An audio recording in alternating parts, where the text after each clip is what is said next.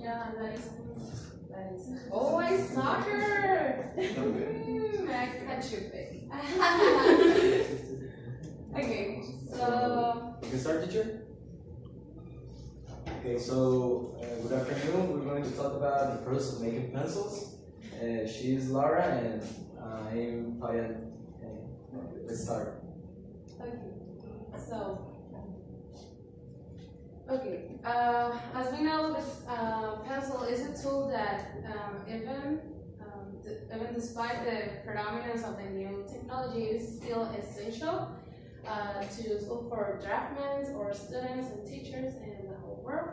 And we'll talk about the process of how to make a pencil, how to produce a pencil, and we divide the processes into 10 steps to follow. Okay. So before we start with the specifics of each step, you can see in this image from step 1 to step 10, and we're going to explain how they make a piece of wood to a pencil that we use every day. And we are going to also to explain the machines that are used for each step, so you can understand what these machines help in the process. Okay. So the first step is to get the pencil stuck. The pencil stuck, it is cut into pencil blocks, a little bit longer than the normal length of a pencil. And that extra amount of length, it is called trim allowance. It is important in the future of the process. Then the next step is cutting into pencil blocks. The pencil blocks are cut into slabs, as we show in the picture, by using a specialized designed circular saw. And this saw is really thin to trying to minimize or reduce the amount of waste that is called sawdust. As we know, due to the natural grain and defect of the wood. Oh, sorry. Okay. Due to the natural grain and defect of the wood, it is really difficult to work with that kind of material. So the slats are sorted by width and grade to the for the further processing. Then okay, so when the slats have less or not defect, they're called full length. And for the other ones that there are a lot of defects, they're called arrow ply. The arrow plies are cut into smaller width and short length to make to produce a variety of slats.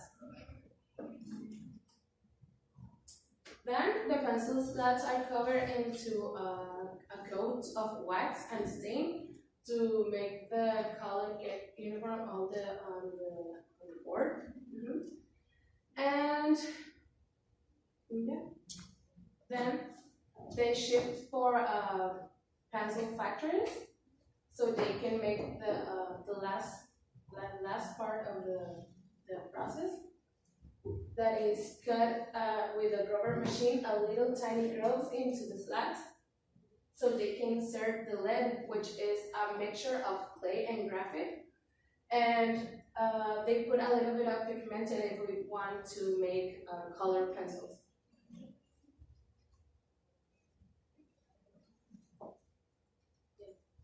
And yeah, they put the lead into the tiny grooves.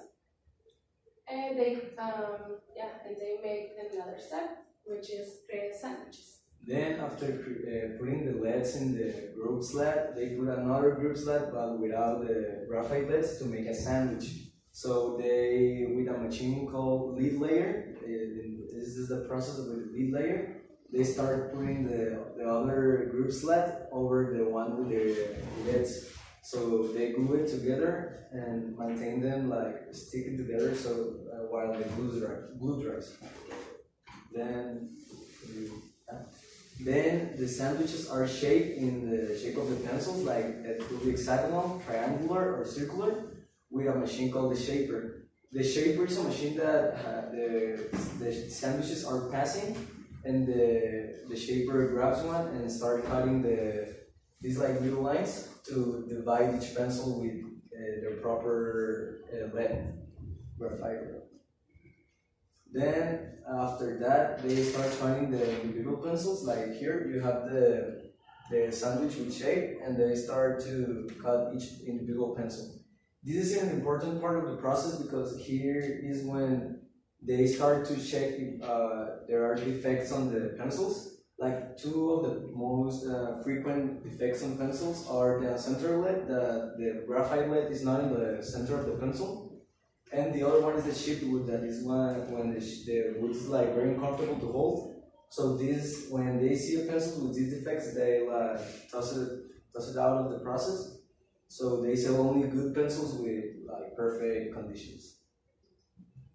Oh, 9. Then they start putting the final details that are giving color to the pencil.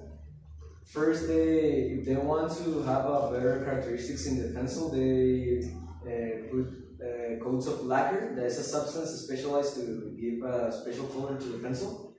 And depending on the brand, they wrap the pencils in different designs. For example, this is Staedtler. They wrap their pencils in yellow color or a blue color. And finally, they have the pencils and they put the ferrule, that is the ring that holds the eraser. And the eraser is put in the ferrule after with a machine called tipping machine that grabs the pencil, and this thing on the machine starts to put the eraser in each ferrule. So the uncountable of pencils are passing from this part and start putting the erasers in the ferrule. And we can conclude that the process of making a pencil is a very precise and calculated process. It's amazing how it's designed to find the minimal errors on the pencils and to try to solve those mistakes in the fastest way possible.